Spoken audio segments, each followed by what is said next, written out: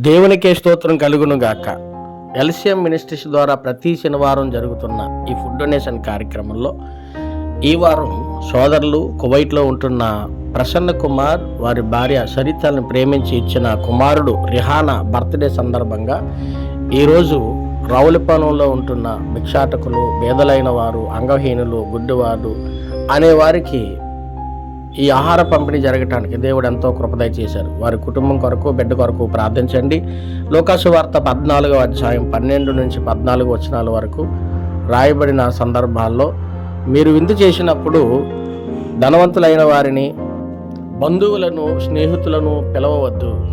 వారు ఒకవేళ మిమ్మల్ని పిలిచి మీకు ప్రత్యుపకారం చేయుదురు. కానీ మీరు విందు చేయనప్పుడు అంగహీనులను, గుడ్డివాళ్ళను, కుంటివాళ్ళను, పేదవాళ్ళను పిలిచి వారికి విందు చేయండి. పరలోకంలో మీ ఫలం అధికమగును అని రాయబడింది. నా పేరిట ఈ చిన్నవానికి మీరు సహాయం చేసిన ఎడల నాకు చేసినట్లే అని సత్క్రియలు అనే క్రియల ద్వారా మనం దేవుని కార్యాన్ని చేయాలని యాకోబు పత్రికలో చెప్పిన ప్రకారంగా పేదలను కనుకరించేవాడు ధన్యుడు అని రాయబడింది. ఈ వాక్యానుసారంగా జరుగుతున్న ఈ కార్యక్రమం నిమిత్తం సహకరించండి, అలాగే ప్రార్థన చేయండి. God bless you. దేవుడు మిమ్మల్ని దీవించును గాక.